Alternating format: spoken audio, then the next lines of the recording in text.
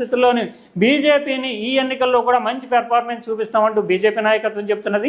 Exit polls రకరకాలైనటువంటి ఊహాగానాలను ప్రజల ముందు పెట్టినటువంటి పరిస్థితి. ఇప్పుడు రిజల్ట్స్ ట్రెండ్ని చూస్తే దాదాపు ఎగ్జిట్ పోల్స్ రిఫ్లెక్ట్ అవుతూనే వస్తున్నాయి. కానీ తమిళనాడు అండ్ కేరళకు సంబంధించి కొంచెం తేడాలు, అంటే తమిళనాడులో అధికారము ఈ డిఎంకే నేతృత్వంలోనే వస్తుంది అంటూ ఎగ్జిట్ పోల్స్ దాదాపు 8 ఎగ్జిట్ పోల్స్ జరిగితే 7 ఎగ్జిట్ పోల్స్ డిఎంకేకి అధికారం అని చెప్తే ఒక్క ఎగ్జిట్ పోల్ మాత్రం యాక్సిస్ మై ఇండియా మాత్రము టీవీకే అతిపెద్ద పార్టీగా రాబోతోంది అని. అయితే యాక్సిస్ మై ఇండియా సర్వేలో కూడా ఒక లోపం, అంటే ప్రధానంగా డిఎంకే వర్సెస్ టీవీకే అన్నట్టుగా ఉంటుంది. రెండు కూడా పోటాపోటీగా సీట్లు వస్తాయి.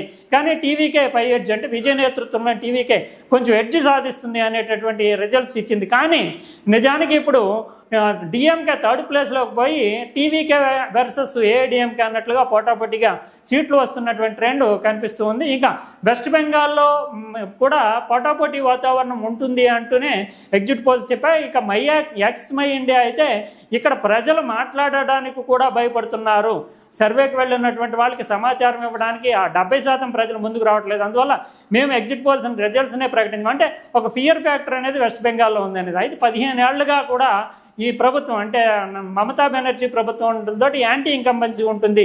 అయితే ఆ యాంటీ ఇన్కంబెన్సీని కూడా ఒక రకంగా చెప్పాలంటే ఫియర్ ఫ్యాక్టర్, 15 ఏళ్లుగా అధికారంలో ఉండడంతో ఫియర్ ఫ్యాక్టర్ కారణంగా ప్రజలు ఎక్కువగా అభిప్రాయం చెప్పలేదంటే యాంటీ ఇన్కంబెన్సీకి రిఫ్లెక్ట్ చేస్తుందనే అంచనాలు కూడా వెలువడినాయి. ఏదేమైనప్పటికీ కూడా ఈ రెండు రాష్ట్రాలు, అంటే తమిళనాడు, వెస్ట్ బెంగాల్ ముఖ్యంగా మనం దృష్టి పెట్టాల్సింది. ఎందుకంటే నేషనల్ స్టేచర్ ఉన్నటువంటి నాయకులు ఇక్కడ నుంచి ప్రభుత్వాలకి నేతృత్వం వహిస్తున్నారు. ప్రధానంగా స్టాలిన్ ఐడియాలజికల్గా ఎన్డీఏకి బీజేపీకి సవాల్ విసురుతున్నటువంటి నాయకత్వం. మరోవైపు తృణమూల్ కాంగ్రెస్ నేతృత్వంలో ఉన్నటువంటి మమతా బెనర్జీ మాత్రము ప్రధానంగా ప్రధానమంత్రిని టార్గెట్ చేస్తూ నేను ఇక ముందు ఈ ఎన్నిక తర్వాత ఢిల్లీని టార్గెట్ చేస్తాను, ఢిల్లీకి వచ్చి కూర్చుంటానన్నారు. ఇండియా కూటమికి కూడా ఈసారి కనుక నిజానికి ఆమె అధికారంలోకి వచ్చుంటే కనుక ఇండియా కూటమి నాయకత్వం నాకు ఇస్తే మాత్రమే నేను ముందుకు వెళ్తాను అనేటటువంటి పరిస్థితి ఉంటుంది. ఎందుకంటే అంతటి సీనియర్ నాయకులు రాలు, ఫైర్ బ్రాండ్ కూడా ఆమె. అందువల్ల ఇప్పుడు దానికి బ్రేక్ పడుతుంది. ఒక రకంగా చెప్పాలంటే కాంగ్రెస్ పార్టీకి ఇది కొంత రిలీఫ్. ఎందుకంటే రాహుల్ నాయకత్వం కావచ్చు, కాంగ్రెస్ పార్టీ నాయకత్వం కావచ్చు, దానికి సవాల్ లేదు ఇప్పుడు. ఎందుకంటే ప్రధానంగా మమతా బెనర్జీ వెనకబడటం అనేటటువంటి. ఇంకా రిజల్ట్స్ యొక్క ట్రెండ్ని చూస్తే కనుక ఎలా ఉంది అనేది వెస్ట్ బెంగాల్ మనం చూద్దాం. వెస్ట్ బెంగాల్కి చాలా ప్రాముఖ్యం ఉంది. ఎందుకంటే ఎన్డీఏ దాదాపు 12 సంవత్సరాలుగా అధికారంలో ఉన్నప్పటికీ కూడా వెస్ట్ బెంగాల్లో పాగా వేయడం అనేటటువంటిది సాధ్యం కావటం లేదు. వెస్ట్ బెంగాల్కి భారతదేశానికి చాలా, అంటే భారతదేశ స్వాతంత్రోద్యమం కాలం నుంచి కూడా ఐడియాలజికల్ గా కానీ సిద్ధాంతంగా కానీ రకరకాల కోణాల్లో భారతీయ జనతా పార్టీ సంబంధించినటువంటి విషయాల్లో వెస్ట్ బెంగాల్ చాలా కీలకమైనటువంటి. వెస్ట్ బెంగాల్ మీద చాలా ఎఫర్ట్ పెట్టారని చెప్పాల్సి ఉంటుంది. ఎందుకంటే మనకి వందే మాతరం ఉద్యమం, భారతదేశము ఒకటే ఐడెంటిటీ అనేటటువంటి భావాన్ని కల్పించిందే వెస్ట్ బెంగాల్. అంటే బెంగాల్ విభజన తర్వాత 1905లో నిజానికి అంతకుముందు భారతదేశం రకరకాల ప్రెసిడెన్సీలుగా ఉన్నప్పటికీ కూడా ఏకతాభావం, భారతదేశ స్వాతంత్రం అనేటటువంటిది ప్రజలంతా కూడా హిందూ ముస్లింలు కూడా కలిసి ముందుకు వెళ్ళాలి బ్రిటిష్ వ్యతిరేకంగా అనేటటువంటి ఒక భావాన్ని కలిగించినటువంటి రాష్ట్రం వెస్ట్ బెంగాల్. ఇప్పటికీ మనకు తెలుసు వందే మాత్రం కావచ్చు, జనగణమన కావచ్చు, ఆ కల్చరల్ ఐడెంటిటీ కూడా మనకి వెస్ట్ బెంగాల్ నుంచి వచ్చింది. ఇంటలెక్చువల్ రాష్ట్రం కూడా. ఆ రాష్ట్రంలో పాదుకొనకుండా, ఆ రాష్ట్రంలో అడుగు పెట్టకుండా, ఆ రాష్ట్రంలో అధికారం సాధించకుండా ఎన్డీఏ ఎంతకాలం పరిపాలించినా కూడా భారతీయ ఐడెంటిటీకి రిఫ్లెక్ట్ చేయడానికి ఒక పట్టు అనేది సాధించలేదు అనేటటువంటి భావన ఉంది. ఇప్పుడు భారతీయ జనతా పార్టీ తొలిసారిగా రకరకాల ఈక్వేషన్స్ తోటి తొలిసారిగా బెంగాల్లో అడుగు పెట్టబోతోంది అధికారంలో.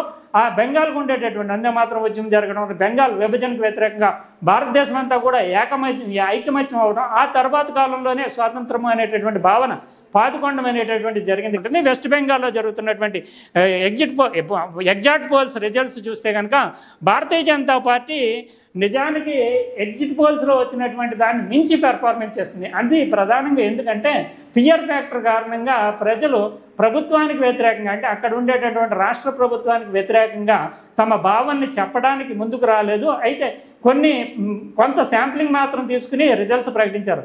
ఆ ఫియర్ ఫ్యాక్టర్ అనేది ఇప్పుడు రిజల్ట్స్లో, అంటే పోల్లో ప్రతిబింబించింది. అందువల్లే బీజేపీ పెర్ఫార్మెన్స్ వెస్ట్ బెంగాల్లో ఊహించిన దానికంటే కూడా ఎక్కువగా కనిపిస్తుంది. నిజానికి exit polls, poll of polls అంటే యావరేజ్న 8 పోల్స్ తీసుకుని యావరేజ్ చేసినప్పుడు 143 బీజేపీకి వస్తే 142 తృణమూల్ కాంగ్రెస్కి వస్తాయి. అంటే టగ్ ఆఫ్ వార్గా ఉండబోతుంది వెస్ట్ బెంగాల్ అంటూ ఎగ్జిట్ పోల్స్ ఇచ్చాయి. అంటే పోల్ ఆఫ్ పోల్స్ అంటే ఓవరాల్ పోల్ ఆఫ్ పోల్స్ సగటు.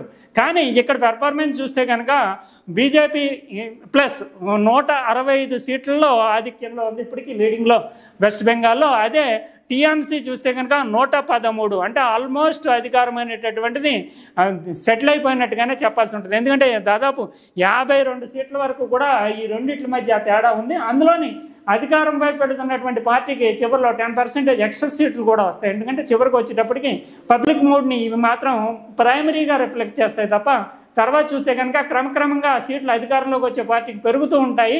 ప్రతిపక్షంలో ఫస్ట్లో పోటీ ఇచ్చినటువంటి ప్రతిపక్షం క్రమక్రమంగా కొద్దిగా సీట్లు తగ్గడానికి కూడా ఉంటాయి. ఎందుకంటే అది సర్వసాధారణంగా జరిగే తంతు.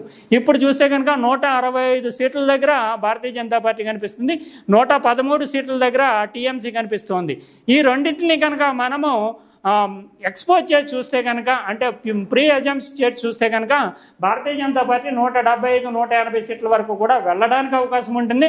అదే సమయంలో టీఎంసీ 100 బిలో అంటే 100 బిలోకి పడిపోవడానికి కూడా ఓవరాల్గా మనకి ట్రెండ్స్ని బట్టి తెలుస్తూ ఉంటుంది. 12-12.5కి క్లియర్ కట్. అంటే ఇప్పటికీ జరిగినటువంటి రిజల్ట్ చూస్తే కనుక 4 రౌండ్లు మాత్రమే కౌంటింగ్ అయినట్లుగా మనకి నేషనల్ అంచనాలను బట్టి తెలుస్తుంది. కానీ ఈ ఫిగర్స్ మాత్రం చూసారో ఇప్పుడే 165 దగ్గర 113 దగ్గర ఉండేవి.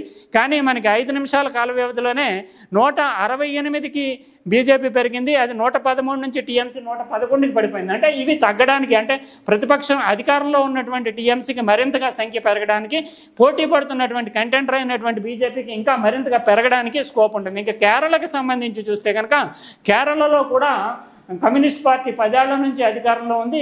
పోటాపోటీ వాతావరణం ఉంటుంది ఎల్డీఎఫ్ యూడీఎఫ్ మధ్య.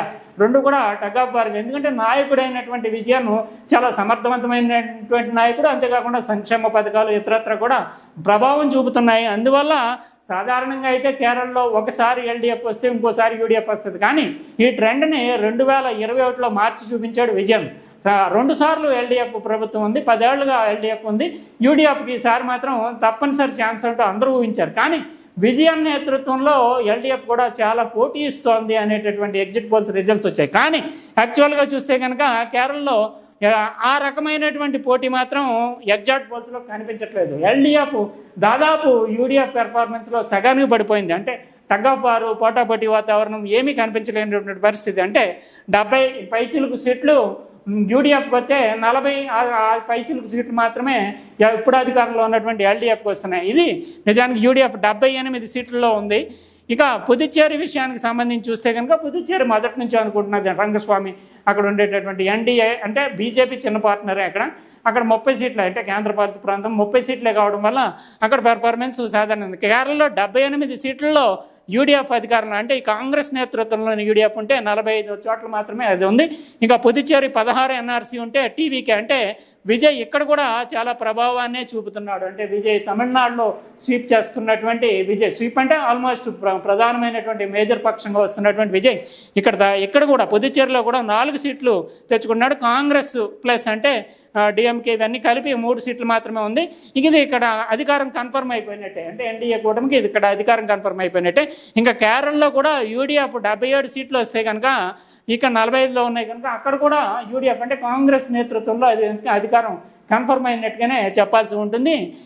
ఇది ముఖ్యంగా మనం కేరళ 77, 46 అంటే ఆల్మోస్ట్ సెటిల్ అయిపోయి. అయితే బీజేపీ ఇక్కడ 4 అంటే పర్ఫార్మెన్స్ 4 చూపించింది. అంటే ఇంతకుముందు ఏమీ లేవు కానీ ఇప్పుడు 4 తెచ్చుకోవడం అనేటటువంటిది భారతీయ జనతా పార్టీ కూడా అక్కడ అడుగు పెట్టింది. అంటే అసెంబ్లీలో కూడా తన ప్రభావాన్ని చూపించబోతుంది అనేదానికి. ఇది తమిళనాడుకు వద్దాం. తమిళనాడులో టీవీకే విజయ్, కొత్త party Vijay, cine star, youth అంతా కూడా ఆయన వైపు మొగ్గు చూపుతుంది. 82 సీట్లలో విజయ్ చూపిందంటే ఏడీఎంకే 72 సీట్లలో ఉంది. డిఎంకే థర్డ్, అంటే ఇప్పుడు అధికారంలో ఉన్నటువంటి డిఎంకే 56 సీట్లకు మాత్రమే. అంటే ఇది ఇంకా మరింతగా తగ్గేటటువంటి అవకాశం కూడా ఉంటుంది. అంటే నిజానికి అధికారం కోసం టీవీకే అంటే విజయ్ ప్లస్ ఏడీఎంకే పోటీ పడుతున్నాయి. 3వ ప్లేస్కి ఇప్పుడు డిఎంకే వచ్చేసింది. ఒకవేళ డిఎంకే విజయ్ తోటి కలిస్తే కనుక ఆ పార్టీ కూటమి అధికారం చేయించవచ్చు. కానీ డిఎంకే ఒక బలహీనత ఉంటుంది, అంటే విజయ్ని ముఖ్యమంత్రిగా అంగీకరించాలి. అందుకు అంగీకరిస్తారా? ఏడీఎంకే ఇప్పుడు కీ రోల్ పోషించబోతుంది. ఏడీఎంకే 72 సీట్లు ఉంది. ఈ 72 సీట్లు 84 సీట్లు ఉన్నటువంటి టీవీకి కనుక మద్దతు ఇస్తే ఈజీగా ఫామ్ చేయడానికి గవర్నమెంట్ని అవకాశం ఉంటుంది. అయితే వీళ్ళ మధ్య ఉండేటటువంటి ఈగోలు ఉంటాయి. ఆల్రెడీ పళనిస్వామి ముఖ్యమంత్రిగా పనిచేశారు, టీవీకి కొత్త వ్యక్తి. అయితే అధికారంకి మెజార్టీ సీట్లు అనేటటువంటి ప్రాధాన్యం అవుతాయి కనుక ఆ సీట్ల సంఖ్య ఆయనకి ఎక్కువ ఉంది. ఇప్పుడు బీజేపీ ఎన్డీఏ ఎంటర్ అవడానికి అవకాశం ఉంటుంది. అంటే మధ్యవర్తిత్వము, లాబియింగ్ ఇవన్నీ జరపడంలో బీజేపీ నాయకత్వం చాలా ముందు ఉంటుంది. డిఎంకేని దించాలి. ఎందుకంటే ఐడియాలజికల్గా చూస్తే కనుక డిఎంకే నేషనల్నే, అంటే నరేంద్ర మోడీని, ఎన్డీఏని, బీజేపీని చాలా ఫోర్స్ఫుల్గా సవాల్ చేస్తున్నటువంటి పరిస్థితిలో ఆల్టర్నేటివ్ పక్షం ఏదైనా పర్వాలేదు అధికారంలోకి రావాలని కోరుకుంటున్నటువంటి పరిస్థితి కేంద్రంలో ఉంది. కాబట్టి ఖచ్చితంగా విజయ్ నాయకత్వంలో ప్రభుత్వం ఏర్పడడానికి బీజేపీ సహకరిస్తుంది, అవసరమైనటువంటి లాబింగ్ చేస్తుంది, మంతనాలు జరుపుతుంది, సహకారం అందిస్తుంది. ఏడీఎంకేని కూడా ఒప్పించేటటువంటి అవకాశాలు, సూచనలు కనిపిస్తున్నాయి. మనకి తమిళనాడులో ఆల్మోస్ట్ విజయ్ ముఖ్యమంత్రి అవ్వడానికి అవసరమైనటువంటి ప్రాతిపదిక అంతా సిద్ధమవుతోంది. ఇప్పుడు లాబియింగ్, మంతనాలు, ఇతరత్ర అనేక విషయాల్లో కేంద్ర నాయకత్వం అంటే బీజేపీ నాయకత్వం ఎంటర్ అవ్వడానికి అవకాశం మనకి తమిళనాడులో కనిపిస్తుంది. డిఎంకేది ఆల్మోస్ట్ పవర్ లాస్ట్. అది మనకి తమిళనాడులో మనకి నిజానికి తమిళనాడు అంటే మన 20% తెలుగు ప్రజలు కూడా ఉంటారు. కాబట్టి తమిళనాడుతో మనకు కొంత అనుబంధం కూడా ఉంది. మన మద్రాసు రాష్ట్రంలో భాగంగా కూడా ఉంటూ వచ్చాం. ఇంకా వెస్ట్ బెంగాల్ కూడా మనకి కూడా కొంత అనుబంధం ఉంది. ఖరగ్పూర్ కావచ్చు, ఇతరత్ర ప్రాంతాలు, దాదాపు 8 జిల్లాల్లో తెలుగు రెండో అధికార భాషగా ఉంది మనకి తెలుసు. అందువల్ల తెలుగుకి సంబంధించి కూడా మనము వెస్ట్ బెంగాల్లో కూడా మన వాళ్ళు చాలామంది ఉంటుంటారు, లక్షల సంఖ్యలోనే ఉంటుంటారు. వెస్ట్ బెంగాల్ మొదటిసారిగా భారతీయ జనతా పార్టీ అంటే ఐడియాలజికల్గా భారతీయ జనతా పార్టీ ఓన్ చేసుకునేటటువంటి రాష్ట్రం బీజేపీ. అటువంటి రాష్ట్రంలో ఇక్కడ 169 సీట్లకి బీజేపీ కనిపిస్తోంది. ఇంకా 111 సీట్లతోటి టీఎంసీ కనిపిస్తోంది. అయితే గతంలో బీజేపీకి 77 సీట్లు మాత్రమే వచ్చాయి. 2021 ఎన్నికల్లో బీజేపీకి 77 సీట్లు మాత్రమే వచ్చాయి. ఇప్పుడు ఆల్మోస్ట్ 100 అంటే 95 సీట్లు అధికంగా వస్తుంది. టీఎంసీకి గతంలో వచ్చినటువంటి 222 సీట్లలో ఇప్పుడు 100 సీట్లు తగ్గిపోయి 111 సీట్లకు వస్తుంది. అంటే టీఎంసీ కోల్పోయినటువంటి ఆల్మోస్ట్ 100 సీట్లను కూడా బీజేపీ 100 సీట్లు పెరుగుతున్నాయి. అంటే ఈ రెండింటి మధ్య ఉంది. అక్కడ కమ్యూనిస్టులు కానీ కాంగ్రెస్ కానీ అడ్రస్ లేకుండా పోయినటువంటి వాతావరణమే కనిపిస్తుంది. వెస్ట్ బెంగాల్ విజయాన్ని భారతీయ జనతా పార్టీ పెద్ద ఎత్తున సెలబ్రేట్ చేసుకుంటుంది. ఎందుకంటే ఆ రాష్ట్రానికి ఉండేటటువంటి ఐడెంటిటీ, కల్చరల్ ఇంటిగ్రిటీ, ముఖ్యంగా వెస్ట్ బెంగాల్లో జరిగినటువంటి ప్రచార తీరు, మమతా బెనర్జీ విసురుతున్నటువంటి సవాలు, వీటన్నిటిని దృష్టిలో పెట్టుకుని చూసినప్పుడు ఖచ్చితంగా వెస్ట్ బెంగాల్ విజయం అనేది 2024 ఎన్నికల తర్వాత భారతీయ జనతా పార్టీని బూస్టప్ చేసేటటువంటి ప్రధానంగా నరేంద్ర మోడీ నాయకత్వాన్ని, అమిత్ షా చాణక్యాన్ని అంటే స్ట్రాటజిక్ పార్ట్నర్షిప్ని బలోపేతం చేసేటటువంటి చర్యగా మనం చూడాల్సి ఉంటుంది. కేరళలో నిజానికి లాస్ట్ 2021లోనే మారాల్సినటువంటి రిజల్ట్స్ ఇప్పుడు రిఫ్లెక్ట్ అవుతున్నాయి. అయితే ఎప్పుడు కూడా కేరళలో పోటాపోటీ వాతావరణం ఉంటుంది. కానీ ఈసారి 10 ఏళ్ల పాటు అధికారంలో ఎల్డీఎఫ్ ఉండటం వల్ల యాంటీ ఇన్కంబెన్సీ అనేటటువంటిది బలంగా పనిచేయడంతో కేరళలో ఆల్మోస్ట్ సగానికి సగం పడిపోయినటువంటిది. పుదుచ్చేరి ఇంకా అది చిన్న రాష్ట్రము, దానికి పెద్ద మనము అంటే పుదుచ్చేరిలో కూడా అధికారాన్ని 3వ సారి నిలబెట్టుకోవడం అంటే చాలా గొప్ప విషయం. ఇంకా అస్సాంకి విషయానికి వస్తే అస్సాం అనేటటువంటిది ఇది 3వ సారి మళ్ళీ హేమంత్ బిశ్వ శర్మ బీజేపీ ప్లస్ 93 సీట్లు. అంటే నిజానికి ఇది ఈసారి ఎన్నిక అనేటటువంటిది అంటే అధికారంలో ఉన్నటువంటి పార్టీకి 25 సీట్లు అదనంగా, అంటే గత ఎన్నికలతో పోలిస్తే కనుక 25 సీట్లు అదనంగా రావడము, కాంగ్రెస్ పార్టీకి 6 సీట్లు తగ్గిపోవడం అనేటటువంటిది, ఏఐయుడిఎఫ్ అనేటటువంటి ఆ పార్టీకి దాదాపు 14, గతంలో 15 సీట్లు ఉంటే కేవలం 1 సీటుగా పరిమితం అవడం అనేటటువంటిది. అంటే బీజేపీకి ఆ సర్చ్ అంతా కూడా వచ్చి చేరింది అనేది అస్సాంలో మనకి రిజల్ట్స్. అస్సాం కూడా అంతా కూడా ఎగ్జిట్ పోల్స్లో ఊహించినటువంటి విధంగానే మనకి వచ్చింది. అందువల్ల మనము 2 ప్రధానమైనటువంటివి ఏం జరగబోతోంది, కేంద్ర నాయకత్వానికి సవాల్ విసురుతున్నటువంటి తమిళనాడు, వెస్ట్ బెంగాల్ ఈ 2 రాష్ట్రాల్లోని ప్రభుత్వాలు మారతాయా, స్టాలిన్ పరిస్థితి ఎలా ఉండబోతుంది. స్టాలిన్ నిజానికి కరుణానిధి సుదీర్ఘకాలం డిఎంకే రాజకీయాలు నడిపారు. కానీ ఎప్పుడు కూడా ఒకసారి డిఎంకే అధికారంలోకి వస్తే మరోసారి ఓడిపోయేటటువంటి పరిస్థితి. అంటే వరుసనే 2 టర్ములు ఎప్పుడు కూడా రాలేదు. ఈసారి స్టాలిన్ ఆ డిఎంకే చరిత్రను తిరగ రాస్తాడు, రెండోసారి కూడా అధికారంలోకి తెచ్చిపెడతాడు అనేటటువంటి ప్రచారం జరిగింది. దాదాపు 7 ఎగ్జిట్ పోల్స్ కూడా డిఎంకే మళ్ళీ అధికారంలోకి రాబోతుంది అన్నారు. అదే సమయంలో యాక్సిస్ ఇండియా మాత్రం డిఎంకే సెకండ్ ప్లేస్లో ఉంటుంది, టీవీకే మొదటి ప్లేస్లో ఉంటుంది. కానీ డిఎంకేకి టీవీకేకి మధ్యలో తేడా చాలా స్వల్పంగా ఉంటుంది, ఈ రెండే పోటీ పడతాయి అధికారం కోసం అని చెప్పింది. కానీ యాక్చువల్గా చూస్తే కనుక డిఎంకే థర్డ్ ప్లేస్కి వెళ్ళిపోయింది. అంటే అక్కడ ఉండేటటువంటి అధికారంలో ఉండడము రకరకాలైనటువంటి ప్రభావాల కారణంగా డిఎంకే మాత్రము యాంటీ ఇన్కంబెన్సీ అనేటటువంటి ఎగ్జిట్ పోల్స్ రిఫ్లెక్ట్ కాకుండా ప్రజల్లో పెద్దగా చర్చ నలగకుండా చాలా జాగ్రత్తలు తీసుకుందనే మనకి ఈ రిజల్ట్స్ని బట్టి చూస్తే అర్థమవుతుంది. అంటే ప్రజల్లో చాలా తీవ్రమైనటువంటి వ్యతిరేకత అసంతృప్తి ఉండడమే థర్డ్ ప్లేస్కి పడిపోవడానికి ప్రధాన కారణం. ఏడీఎంకే సెకండ్ ప్లేస్కి కాదు, అసలు ఏడీఎంకేకి నాయకత్వ బలహీనతలు ఉన్నాయి. జయలలిత తర్వాత ఆ పార్టీ పుంజుకోలేదు. ఇది థర్డ్ ప్లేస్లో డిస్టెంట్ థర్డ్లోకి వెళ్ళిపోద్ది, 30 సీట్లు కూడా పడిపోద్ది అనుకున్నటువంటి పరిస్థితుల్లో ఈ టీవీకేతో విజయ్ పార్టీతోటి పోటీ పడేటటువంటి వాతావరణానికి వచ్చి ఈ రెండు అంటే టీవీకే ఏఐడిఎంకే రెండు పోటీ పడుతున్నటువంటి పరిస్థితి కనిపిస్తుందంటే డిఎంకే యొక్క బలహీనతలు కనిపించకుండా చాలా జాగ్రత్తలు తీసుకున్నట్లుగానే మనకి అర్థమవుతుంది. ఇక పుదుచ్చేరికి సంబంధించి 16-4-3 అది కన్ఫర్మ్. తమిళనాడుకి సంబంధించి మాత్రము ఇంకా కొంత సంశయం ఏంటంటే ఎవరెవరు కలుస్తారు, తమిళనాడులో ఏ ఏ పార్టీలు కాంబినేషను కలుస్తుంది అంటే డిఎంకే పూర్తి స్థాయిలో రాజీ పడి డిఎంకే 50 సీట్లు ఉన్నటువంటి డిఎంకే పూర్తి స్థాయిలో రాజీ పడి స్వచ్ఛందంగా వాలంటరీగా మేము ప్రభుత్వంలో చేరం మీకు మద్దతు ఇస్తాము. ఎందుకంటే ఏడీఎంకే అధికారంలోకి రావడానికి కానీ ఏడీఎంకే పార్ట్నర్షిప్ తోటి కానీ డిఎంకే పార్ట్నర్షిప్ తోటి కానీ టీవీకే అధికారంలోకి రావాల్సి ఉంటుంది. అందువల్ల డిఎంకే తనను తాను తగ్గించుకొని విజయ్కి మద్దతు ఇస్తే కనుక విజయ్ వస్తాడు. ఎందుకంటే విజయ్ ముందుగానే ఒక ప్రకటన చేశాడు, పొలిటికల్ రైవల్ అంటే రాజకీయ శత్రువుగా డిఎంకేని చూస్తున్నాను, ఐడియాలజికల్ రైవల్గా బీజేపీని చూస్తున్నాను అన్నాడు. కానీ ఏఐడిఎంకేని మాత్రం ఆయన రైవల్గా చూస్తున్నానని లేదు, అదే సమయంలో ఐడియాలజికల్ రైవల్గా కూడా చూస్తున్నానని లేదు. అంటే పొలిటికల్ రైవల్ కాదు, ఐడియాలజికల్ రైవల్ కాదు ఏఐడిఎంకే. ఏఐడిఎంకేలో బీజేపీ చిన్న పార్ట్నర్, అందువల్ల ఏఐడిఎంకే ప్లస్ టీవీకే కలిసి ఫామ్ చేయొచ్చు. అయితే ఇక్కడ కూడా యుగోల ఇష్యూస్ ఉంటాయి. ఎందుకంటే విజయ్ ఆల్రెడీ కొత్తగా వచ్చినటువంటి వ్యక్తి, పళనిస్వామి ఆల్రెడీ ముఖ్యమంత్రిగా పనిచేసినటువంటి వ్యక్తి తగ్గి డిప్యూటీ సీఎంగా సెటిల్ అవుతాడా, లేదంటే బయట నుంచి మద్దతు ఇచ్చి విజయ్ని అధికారంలోకి రావడానికి సహకరిస్తాడా? డిఎంకే ఈ కూటమిని దెబ్బతీయాలంటూ స్వచ్ఛందంగా ఎటువంటి పదవులు ఆశించకుండానే తనకుండేటటువంటి 50 మంది సభ్యులతోటి ఎక్కడ టీవీకేకి మద్దతు పలుకుతుందా? ఎందుకంటే 234 సీట్లలో 117 సీట్లు వచ్చినటువంటి వాళ్ళకి అధికారం వస్తుంది. కానీ ఇక్కడ హంగ్, ఎందుకంటే 117 సీట్లు ఎవరికి వచ్చే పరిస్థితి లేదు. టీవీకే ఆల్మోస్ట్ 90 దగ్గర ఆగిపోతుంది, ఏడీఎంకే 70-72 దగ్గర ఆగిపోతుంది, డిఎంకే 56-50 దగ్గర ఆగిపోతుంది. అంటే ఎవరు కూడా సింగిల్గా ఫామ్ చేయడం సాధ్యం కాదు, రెండు కలిస్తే మాత్రమే కాంబినేషన్ వస్తుంది.